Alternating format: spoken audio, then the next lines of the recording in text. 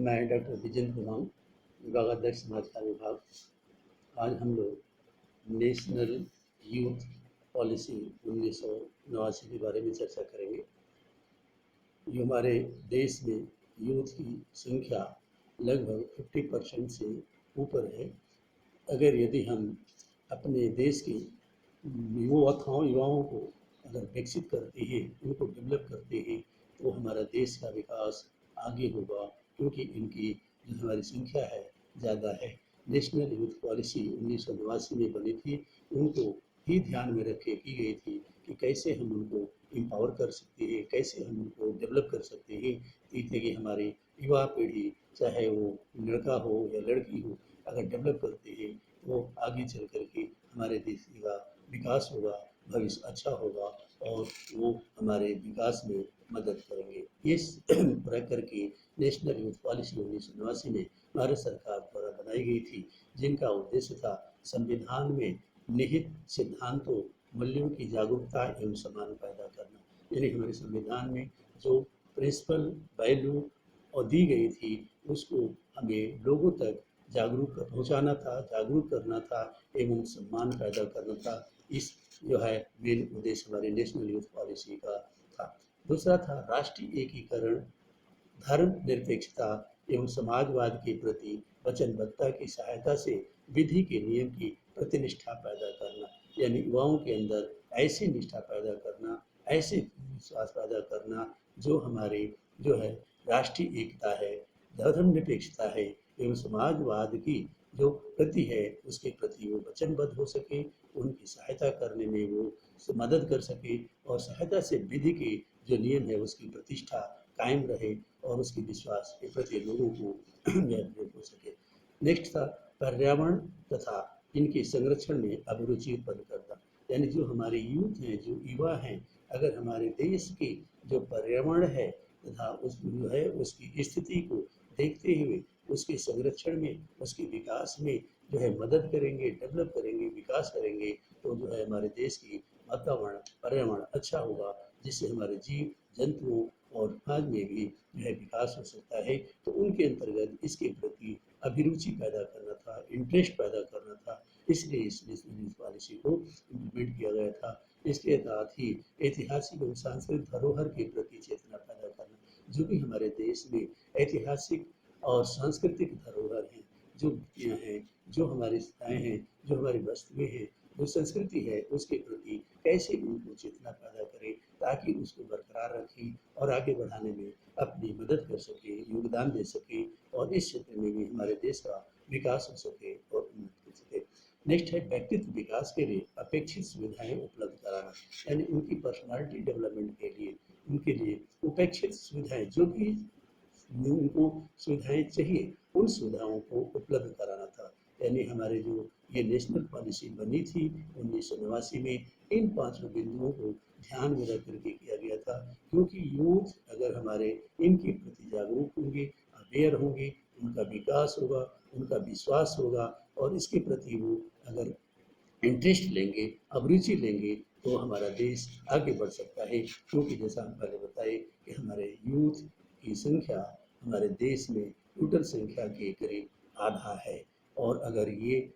विकसित हो सकते हैं, विकास में मदद कर सकते हैं, ये अवेयर हो सकते हैं, तो हमारी संस्कृति बच सकती है, हमारे वैल्यू भी बच सकते हैं, हमारी जो धर्मनिरपेक्षता, राष्ट्रीय एकीकरण है, उसमें भी कुछ चेंज हो सकता है, ऐतिहासिक अनुशासित जो धरोहर है उसमें कुछ हो सकता है और जो पर्यावरण संरक्षण की बात हम कर रहे थे, उसमें भी हमें सुविधा मिल सकती है। युवकों के कल्याण के लिए विभिन्न प्रकार की योजनाएं एवं कार्यक्रमों का संचालन भी हुआ था। बहुत से संस्थान डेवलप किए गए थे, क्योंकि जब ये नीति बनी गई, नीति के साथ ही इसके विकास के लिए कार्यक्रमों का भी आयोजन किया गया था। कुछ योजनाएं भी बनी थी, कुछ संस्थाओं का निर्माण किया गया था, जिसके माध्यम से इनका विकास हो सके और ये जो है मिल करके हमारे देश के सभी लोगों के साथ आगे कर सके। पहला था नेताजी सुभाष राष्ट्रीय खेल संस्थान की स्थापना की गई थी। यानी नेताजी हमारे जो सुभाष चंद्र बोस थे, उनके नाम पर एक जो है स्पोर्ट्स इंस्टीट्यूशन नेशनल लेवल की स्थापना की गई थी, जिसके माध्यम से युवाओं को विभिन्न प्रकार के खेलों में प्रशिक्षण दिया जाता था, प्रशिक्षण दिया जाता है और उनके प्रशिक्षण के माध्यम से वो state level, national level, international level पर अपनी प्रतिभाओं को जो है दिखाते हैं और पुरस्कार जीतते हैं, जिससे हमारा राष्ट्र गौरवान्वित होता है और हमारे जो युवा पीढ़ी है वो भी गौरवान्वित होती है। तो ये जो है उनके फिजिकली, मेंटली और शारीरिक विकास के लिए इस प्रकार की संस्थाओं का विकास किया गया, जहाँ से ज़्यादा लोग, बच्चे, युवा वहाँ अपने स्किल को, अपने परफॉर्मेंस को, अपनी क्षमता को डेवलप कर सके और उसका प्रदर्शन जिला, स्टेट और राष्ट्र एवं इंटरनेशनल लेवल पर कर सके। उसी तरह खेल प्रतिभा छात्रवृत्ति योजना, यानी ऐसे लोगों को, ऐसे युवाओं को प्रोत्साहित करने के लिए, आगे बढ़ाने के लिए, इस क्षेत्र में अपना नाम रोशन करने के लिए, देश का रोशन करने के लिए बहुत सी छात्रवृत्ति योजना की भी प्रबंध की गया था। यानी जो प्रतिभाशाली छात्र थे उनके लिए छात्रवृत्ति की योजना का प्रावधान किया गया, जिससे उसमें लोगों के अंदर प्रोत्साहन हो, लोगों के अंदर मोटिवेशन हो और उससे मोटिवेट होकर के लोग इस क्षेत्र में ज़्यादा से ज़्यादा भाग लें, ताकि उनका विकास हो, समाज का विकास हो, राष्ट्र का विकास हो और देश का विकास हो सके। तीसरा, अखिल भारतीय ग्रामीण खेल प्रतियोगिता का आयोजन, यानी अखिल भारतीय ग्रामीण खेल प्रतियोगिता का आयोजन का भी प्रायोजन किया गया। हर क्षेत्र में, हर राज्य में, देश के विभिन्न क्षेत्रों में जो है, जो ग्रामीण एरिया है, वहाँ इस प्रकार के अखिल भारतीय खेल प्रतियोगिता का भी आयोजन किया जाता है, जिसमें युवा अपने शक्ति का प्रदर्शन कर सके, अपनी क्षमता का प्रदर्शन कर सके और अपनी क्षमताओं को बढ़ाते हुए वो राष्ट्रीय स्तर पर, राज्य स्तर पर, नेशनल लेवल पर और इंटरनेशनल पर कैसे भागीदार बन सकते हैं, उनको भी मौका देना था। इसलिए ग्रामीण क्षेत्रों के युवाओं को भी इसमें भागीदार बनाने के लिए, इसमें उनको शामिल करने के लिए और इस क्षेत्र में आगे बढ़ाने के लिए उनको ये इस प्रकार की योजनाओं का आयोजन करने का जो है कार्यक्रम किया गया, जिससे लोग ज़्यादा से ज़्यादा फायदा उठा करके इसमें भाग लें और इसमें आगे बढ़ सकें। अनुदान प्रदान करना, हमारी भारत सरकार, राज्य सरकार ऐसे युवाओं के लिए विभिन्न प्रकार के अनुदान प्रदान करती है। ऐसे क्षेत्र युवाओं के विकास के में जो संस्थाएं लगी हैं, उन संस्थाओं को भी अनुदान प्रदान किया जाता है, ताकि वो उस अनुदान का यूज करते हुए अपने संसाधनों का विकसित कर सकें और उन संसाधनों का जो है उपयोग वहाँ के युवा पीढ़ी, युवा लोग उपयोग करते हुए अपनी क्षमता, अपने स्किल, अपनी दक्षता को बढ़ाते हुए अपना प्रदर्शन अच्छे ढंग से कर सके। तो हमारे सरकार द्वारा इस नीति के अंतर्गत जो योजनाएं बनाई गई, उसमें अनुदान प्रदान करने की भी योजना रखी गई, ताकि इकोनॉमिकली ऐसी कोई स्थिति न हो जिसकी साधन न होने की वजह से उन युवाओं का विकास न हो सके, उन युवाओं का डेवलपमेंट न हो सके, तो अनुदान का भी व्यवस्था की गई थी। अर्जुन पुरस्कार प्राविधान, यानी इस नीति के अंतर्गत जो है अर्जुन पुरस्कार प्राविधान किया गया और उसमें जो है विभिन्न प्रकार के युवाओं को विभिन्न प्रकार के खेलों में जो है पुरस्कार प्रदान किया जाता है और उन्हें दिया जाता है, ताकि उससे प्रोत्साहन हो, उससे प्रोत्साहित होकर के आगे बढ़े और विभिन्न प्रकार के कार्यक्रमों में, गतिविधियों में भाग लेकर के उन्हें सुविधाएं प्रदान करना। जिस प्रकार की युवाओं को अगर साधनों की जरूरत होती है, उस प्रकार के साधनों उनको उपलब्ध कराने के लिए सरकार, भारत सरकार, बहुत सी विदेशी संस्थाएं हैं, बहुत से स्वयंसेवी संस्थाएं हैं जो उन्हें प्रदान करने का प्रयास करती है। बहुत से अनुभवी व्यक्ति अपने लेवल पर भी, अपने स्तर पर भी युवाओं को आगे बढ़ाने में अपना योगदान देते हैं, अपना अहम भूमिका अदा करते हैं और कोशिश करते हैं कि हमारे क्षेत्र की, हमारे समाज की, हमारे राज्य की, हमारे देश की सभी प्रतिभाशाली युवाएं अपने दक्षता को, अपनी क्षमता को बढ़ाते हुए आगे बढ़ें और अपना देश के विकास में, अपना विकास में, देश के विकास में, परिवार के रूप में नाम रोशन करें। इस प्रकार की कुछ युवाओं के कल्याण के लिए योजनाएं बनाई गई थी, जिसके माध्यम से जो है युवाओं को प्रशिक्षित देकर के उनको विकसित करने का प्रयास किया गया था और किया जाता है। 1985 को अंतर्राष्ट्रीय युवा वर्ष के रूप में मनाया जाता है, यानी 1985 को अंतर्राष्ट्रीय युवा वर्ष के रूप में मनाया गया था। प्रत्येक 12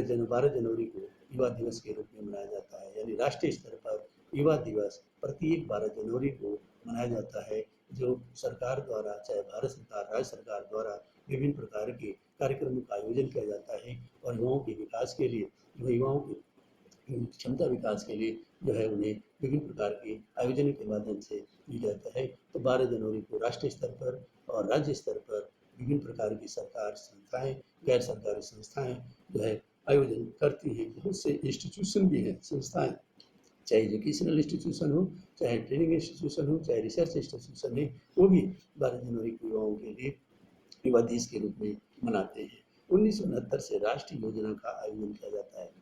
यानी 1969 से राष्ट्रीय योजना नेशनल सर्विस स्कीम की योजना बनाई जाती है, जिसके माध्यम से युवाओं को जोड़ा जाता है और उनकी पर्सनालिटी व्यक्तित्व विकास के लिए विभिन्न प्रकार की गतिविधियों का आयोजन किया जाता है। वो हर कॉलेज, हर यूनिवर्सिटी, हर स्कूल में इसकी जो है यूनिट बनाई गई है, जिसमें एक यूनिट में 100 बच्चे होते हैं और जितनी स्ट्रेंथ यूनिवर्सिटी विश्वविद्यालय की होती है उसके अनुसार जो है वहाँ यूनिट प्रदान किया जाता है और हर बच्चों को कोशिश किया जाता है कि इसमें शामिल किया जाए और इसके माध्यम से उनकी व्यक्तित्व का विकास किया जाए, उनकी क्षमता का विकास किया जाए, उनके अंदर दक्षता का विकास किया जाए, ताकि वो आगे चल करके अपना परिवार एवं समाज का विकास में योगदान दे सके। इस प्रकार की जो है बहुत सी योजनाएं हमारे देश में चलती हैं और कार्यक्रम होते रहते हैं, जिससे लाभान्वित होकर के हमारे युवा पीढ़ी आगे अपना योगदान देता रहता है, बढ़ता रहता है। 1972 से नेहरू युवा केंद्र के माध्यम से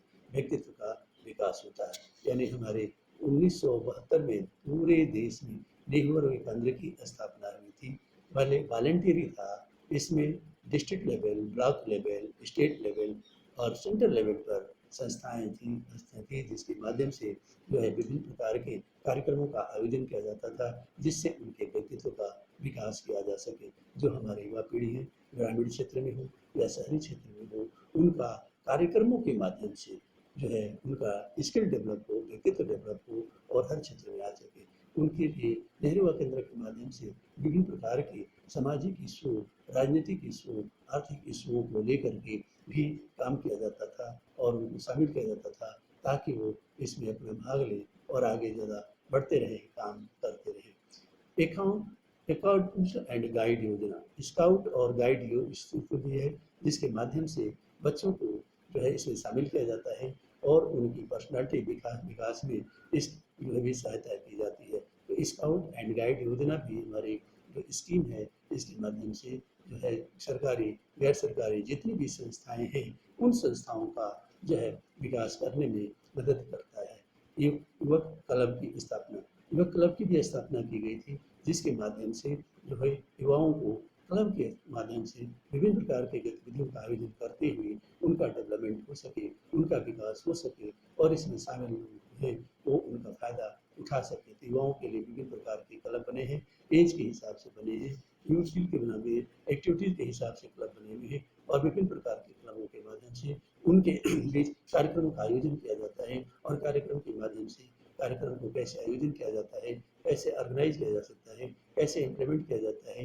क्या क्या रिसोर्सेज है जिसको उपयोग करते हुए हम अपने क्षेत्र को, अपने परिवार को आगे बढ़ा सकते हैं। तो ये इस प्रकार की योजनाओं का क्या युवा के विकास में संलग्न एनजीओ को भी वित्तीय सहायता प्रदान करती है। यानी एक स्कीम ये भी था कि जो भी एनजीओ है, नॉन गवर्नमेंट संस्थाएं हैं, जो युवाओं के लिए कार्य करती हैं, चाहे वो एजुकेशन क्षेत्र हो, चाहे इकोनॉमिक क्षेत्र हो, चाहे हेल्थ का क्षेत्र हो, चाहे इन्वायरमेंट के क्षेत्र हो, युवाओं के लिए काम करने वाली संस्थाओं को वित्तीय सहायता देने का भी प्रावधान है। सरकार, राज्य सरकार और भारत सरकार जो है अपने स्तर पर ऐसी संस्थाओं को वित्तीय सहायता प्रदान करती है, जिससे वे संसाधनों को जुटा सके और संसाधनों का उपयोग के लिए युवाओं को जोड़ करके उनको युवाओं का विकास कर सके। इस प्रकार की जो है युवाओं के लिए कुछ व्यवस्थाएं की गई थी और इसके माध्यम से जो है आज हम देखते हैं कि जो नेहरू युवा केंद्र है, भारत सरकार का खेल मंत्रालय का एक उपक्रम है, जिसके माध्यम से यह विभिन्न प्रकार की गतिविधियों का आयोजन होता है। वो क्षेत्र लेवल पर हो, राज्य लेवल पर हो, ग्राम लेवल पर हो, हर क्षेत्र में होती रहती है और युवाओं का ग्रुप बना हुआ है, क्लब बना हुआ है, जिसके माध्यम से युवाओं को समय समय पर विभिन्न प्रकार के कार्यक्रमों से जोड़ते हुए उनके व्यक्तित्व के विकास के लिए प्रयास करता रहता है और काम करते रहते हैं। वो शिशु विशु सामाजिक मुद्दों को लेकर काम करते हैं, हेल्थ के इश्यूज को लेकर के काम करते हैं, पॉलिटिकल राजनीतिक क्षेत्रों को लेकर के काम करते हैं, आर्थिक क्षेत्र को भी लेकर के काम करते हैं और इसमें कोशिश करते हैं कि जो हमारी युवा पीढ़ी है कुछ इससे शिक्षित शिक्षा ले, कुछ इससे अनुभव ले, कुछ इससे सुविधाओं का उपयोग करते हुए अपना परिवार का एवं समाज का विकास में अपना योगदान दे सके, अहम भूमिका अदा कर सके और जो है अपना विकास करे, राष्ट्र का विकास करे और देश का विकास करे। तो भारत सरकार की, राज्य सरकार की विभिन्न प्रकार के जो है कार्यक्रम योजनाओं का निर्माण किया गया था। जब नेशनल यूथ पॉलिसी 1989 बनी थी, तो उसके बाद से ही विभिन्न प्रकार के कार्यक्रमों के माध्यम से लोगों को लाभान्वित और उनकी विकसित करने का प्रयास किया गया था। इस प्रकार हमने देखा संक्षिप्त में कुछ जो है योजनाएं, कुछ उद्देश्य और किस प्रकार से हम उनको डेवलप करके विकास की मुख्य धारा से जोड़ सकते हैं। और वो मुख्य धारा से जुड़ेंगे तो हमारा राष्ट्र का विकास होगा,